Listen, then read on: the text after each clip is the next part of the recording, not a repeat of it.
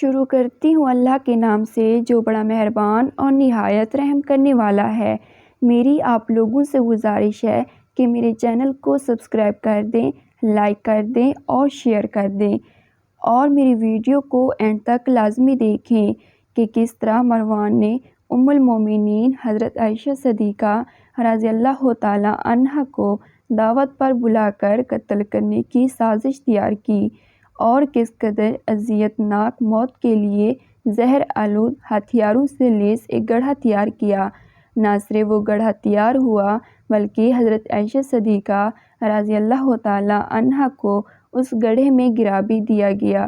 گرتے ساتھ ہی جو حضرت عائشہ صدیقہ رضی اللہ تعالیٰ عنہا کے جسم اتھر پر زخم آئے، ان سے زہر پورے جسم میں پھیل گیا، جس کی وجہ سے آپ گڑھے میں ہی بے ہوش ہو گئی تھیں۔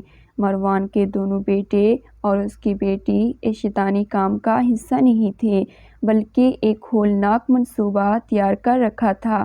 ام المومنین حضرت عائشہ صدیقہ رضی اللہ تعالیٰ عنہا کو گڑھے سے نکال کر فوراً گڑھا مٹی سے بھر دیا گیا اور اس پر مصنوعی فرش تھا تاکہ کسی کو اصل منصوبہ پتہ ہی نہ چل سکے۔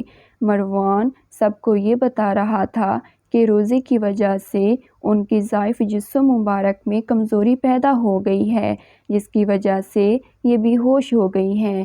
اس نے سب سے پہلے اپنے بیٹے عبد الملک کو بلایا اور کہا کہ فوراً مسجد نبوی چلے جاؤ اور ام المومنین حضرت عائشہ صدیقہ رضی اللہ تعالیٰ عنہا کے گھر والوں کو اطلاع کرو۔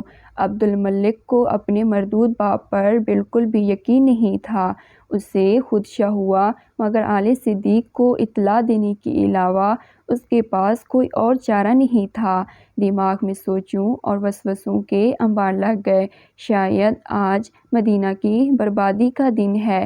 حضرت زبیر رضی اللہ تعالیٰ عنہ نماز سے فارغ ہو کر روضہ رسول میری کمر پر فاتحہ خوانی کر رہے تھے۔ عبد الملک ان کے قریب ہوا اور چپکے چپکے سے کہنے لگا، ام المومنین حضرت عائشہ صدیقہ رضی اللہ تعالیٰ عنہا ہمارے گھر بے ہوش پڑی ہیں، جلدی جلدی سے چلیے۔ آپ نے یہ خبر سن کر پیچھے ہٹے اور غصے میں بولے، کم بخت، یہ تم کیا کہہ رہے ہو؟ عبد الملک نے دوبارہ یہ بات کی، میں نے عرض کیا ہے ام المومنین حضرت عائشہ صدیقہ رضی اللہ تعالیٰ عنہا ہمارے گھر میں بے ہوش پڑی ہیں، جلد وہاں پہنچیے۔ عبداللہ بن زبیر رضی اللہ تعالیٰ عنہ فرمانے لگے، اس شیطانی کام پر لعنت ہو، مجھے پہلے ہی ڈر تھا کہ تم لوگ ام عائشہ صدیقہ رضی اللہ تعالیٰ عنہا کے ساتھ کوئی دھوکہ کر رہے ہو۔ عبد الملک فی الحال کوئی تسلی بخش جواب دینے کے قابل نہیں تھا، خاموشی سے گردن جھکا لی۔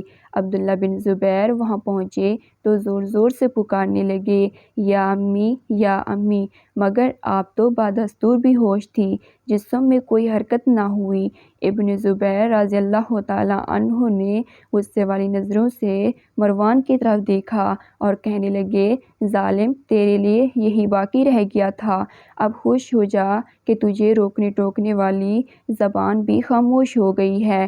مروان بولا، بھائی، آپ کو غلط فہمی ہو رہی ہے، ام المومنین حضرت عائشہ صدیقہ نکاحت کے سبب روزے کی متحمل نہیں ہو سکی، بس اس کے سوا اور کوئی بات نہیں۔ ابھی یہ باتیں چل ہی رہی تھی کہ آپ کی نظر ام المومنین حضرت عائشہ صدیقہ رضی اللہ تعالیٰ عنہا پر ڈالی ہوئی چادر پر پڑی، جس پر تازہ خون کے کچھ دھبے ابھی بھی نظر آ رہے تھے۔ ابن زبیر رضی اللہ تعالیٰ عنہ یہ دیکھتے ہی حیران ہو گیا۔ اسی اثناء میں حضرت ابوبکر صدیق رضی اللہ تعالیٰ عنہ کے بیٹے اور پوتے بھی قصر میں پہنچ گئے۔ وہ سب جوش سے بھرے ہوئے تھے۔ ابھی وہ سب ام عائشہ صدیقہ رضی اللہ تعالیٰ عنہا کی چارپائی سے لپٹے ہوئے تھے۔ چارپائی کو جب گھر پہنچایا گیا تو سب سے پہلے ام عاصم نامی ایک عورت کو بلایا گیا، جس نے آپ کے زخم سیے اور زہر کے اثر کو ختم کرنے کی کوشش کی۔ اس کی سخت جدوجہد کا نتیجہ یہ نکلا کہ ام المومنین حضرت عائشہ صدیقہ رضی اللہ تعالیٰ عنہا نے اگلے روز بمطابق 16 رمضان المبارک کو تھوڑی سی آنکھیں کھولی اور دھیمی آواز میں بولنے لگی۔ اسی اثناء میں حضرت عبداللہ بن عباس رضی اللہ تعالیٰ عنہ اجازت لے کر اندر آئے۔ حضرت عائشہ صدیقہ رضی اللہ تعالیٰ عنہا نے ان سے فرمایا، کاش کہ میں درخت ہوتی تو لوگ مجھے کاٹ ڈالتے، کاش میں مٹی ہوتی، کاش میں دنیا میں پیدا ہی نہ ہوتی۔ حضرت عباس رضی اللہ تعالیٰ عنہ نے محسوس کیا کہ ام المومنین حضرت عائشہ صدیقہ رضی اللہ تعالیٰ عنہا شاید موت کی ہیبت کی وجہ سے یہ فرما رہی ہیں۔ آپ نے فرمایا، اے ام المومنین، کیونکہ آپ بخشش اور رزق کریم کے وعدے پر جا رہی ہیں، آپ کے حق میں تو قرآن پاک کی آیات نازل ہوتی رہی ہیں۔ حضرت عائشہ صدیقہ رضی اللہ تعالیٰ عنہا نے یہ الفاظ سنے تو فرط مسرت سے چہرہ کھل اٹھا، مگر اگلے ہی لمحے آپ پھر بھی ہوش ہو گئی۔ 17 رمضان المبارک کو ضعف مزید بڑھ گیا، آپ لمحہ بلمحہ موت کی طرف جا رہی تھی۔ آخر کار اس سیدہ عائشہ صدیقہ رضی اللہ تعالیٰ عنہا کی وفات 58 ہجری کو بیماری کے باعث اپنے گھر میں ہوئی۔ آپ نے وصیت کی تھی کہ مجھے جنت البقیع میں دفن کیا جائے۔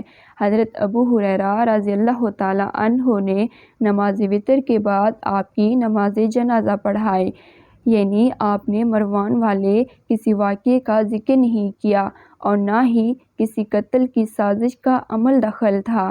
اس طرح طبقات ابن سعد میں بھی ہے کہ حضرت ابن عباس رضی اللہ تعالیٰ عنہ ام المومنین حضرت عائشہ صدیقہ رضی اللہ تعالیٰ عنہا کی علالت کے دنوں میں خیریت دریافت کرنے گئے تھے، یعنی اس روایات میں بھی بیماری کا ذکر کیا گیا ہے، نہ کہ کسی قاتلانہ حملے میں زخمی ہونے کا۔ اس طرح ایک اور روایات میں ہے کہ جس رات ام المومنین حضرت عائشہ صدیقہ رضی اللہ تعالیٰ عنہا نے اس دار فانی سے کوچ کیا، آپ کی وفات کی خبر اچانک پورے مدینہ میں پھیل گئی۔ لوگ اپنے گھروں سے نکل آئے، ہجوم اس قدر تھا کہ دور دور تک صرف لوگ ہی لوگ نظر آتے تھے۔ بعض عورتوں کا اثر دھام دیکھ کر روز عید کے ہجوم کا گمان گزرتا تھا۔ آپ کی نماز جنازہ جناب ابو ہریرہ نے پڑھائی، کیونکہ اس وقت آپ قائم مقام جناب ابو ہریرہ مدینہ کے گورنر تھے۔